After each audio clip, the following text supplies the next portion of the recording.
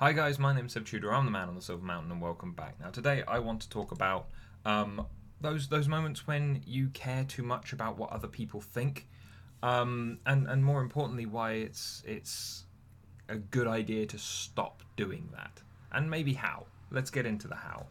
But ultimately, this stems from a conversation I was having earlier this week, where we were talking about. I was talking to a friend about how he kind of hides parts of his hobbies and things from his friends and from his partner because, well, he seems to just care too much about what they think. And as a result, like, there were these set of behaviors that he was kind of following that just didn't seem healthy, and they didn't seem healthy to him any more than they seemed healthy to me or the other couple of people involved in the conversation. And so as a result, it's something that I wanted to touch on for all those people like him who find themselves hiding parts of the things that they're interested in, or feeling like that they have to tell lies to kind of cover for themselves because they don't want people to react badly.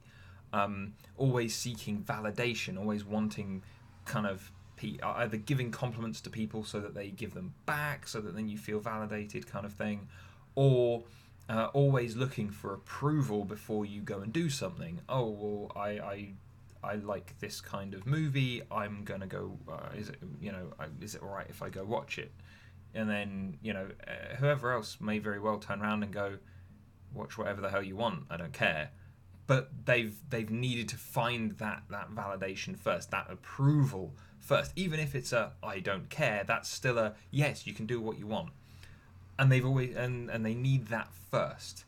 And this all leads to stress. I mean, this guy, when we were talking to him about it, among us, it was a case of he's kind of stressed out about it. He doesn't want to hide these things, but he's so terrified of the reactions of that may come from other people.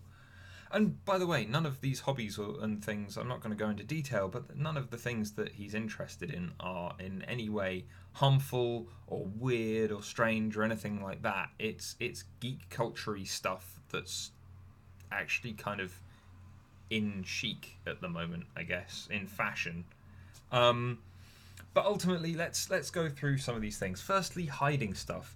Don't hide things about yourself. You've only got a limited amount of time on this planet. You've only got a limited amount of kind of energy and assets to put towards anything.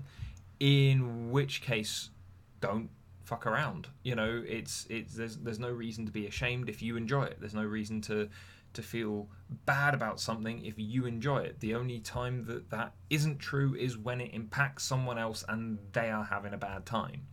Yeah, if you love football, but as a result of your attempted practices from your back garden, your neighbour no longer has any windows, you should probably feel bad about that. However, if you just love football and all the rest of it, and sit down to every match and enjoy having a kick around and whatever else, then fine. You're not impacting anyone. You know. If someone asked you to stop talking about it because it's the only thing you talk about, then maybe that would be something again to take on board. But otherwise, it's still a case of you don't need to feel bad or ashamed about that. It's you've got one life, live it the way you want to. The next thing the kind of gets brought up is the whole approval thing. Because the lying thing that we mentioned about before, or that I mentioned a moment ago, that's kind of a more extreme thing. But there are lots of people that want approval for what they do, both in regards to this kind of topic and generally. And simply put, don't give people power to take control of your life by just saying yes or no. If it involves them, oh, I would like to go to this place for dinner with you, yes or no. That's an approval in terms of them volunteering for an activity with you. If it's just a case of I'm going to go and read this book, but I want your approval first. Can I go and read this book? Don't let them have the final say on it. It's up to you. You wouldn't allow, or in theory, you shouldn't allow someone else control over when you go to the toilet, when you eat, all of those kind of things, because they are just the things that you need to survive. If you're not going to give other people the control over those things, then simply put, life isn't worth living without the things that you enjoy. And so if the things that you enjoy are kind of necessary for your life to be a life, then why would you give anyone else control over those things any more than you would things like eating, drinking, breathing? It's one of those things. It has to be, because otherwise your life's going to be devoid of the things that you enjoy, of the things that give your life meaning to you. And so, simply put, don't let people have kind of that amount of control. Trust your own decisions. Trust that you know what's best for you. And if you're not sure, look for someone that's not going to be validating or approving or something like that. Look for someone that's going to be kind of neutral in the situation, outside of it by a substantial margin, like a coach. Then, though, the last one is the kind of telling lies thing, covering yourself. Oh, I thought you went and saw this movie. Oh, I did. When you didn't, you went and saw the one that you were more interested in. Firstly, I've seen these kind of lies break down relationships, because it's a case of they're little white lies and they really don't mean anything, because it's, oh, I actually went. I'm not cheating on you. I'm not doing anything else. It's the whole comedic. Oh, I lied to you about working late at the office. You thought I was cheating. I was actually playing fantasy football or fantasy baseball or something like that. We see it in movies time and time again. But in the real world, those kind of little lies still erode the confidence that people have in you, the trust that people have in you. And so don't do it.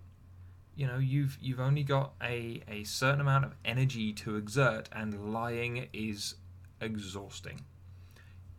Especially as you have to, in the case of lying to an entire group of people, you have to keep your lies straight and consistent, and all the rest of it is going and doing something that maybe other people won't be interested in, but that you enjoy, worth the hassle, the strain, the potential erosion of trust, and all of those other negatives, just because you want to cover yourself from maybe a little bit of disapproval and ridicule.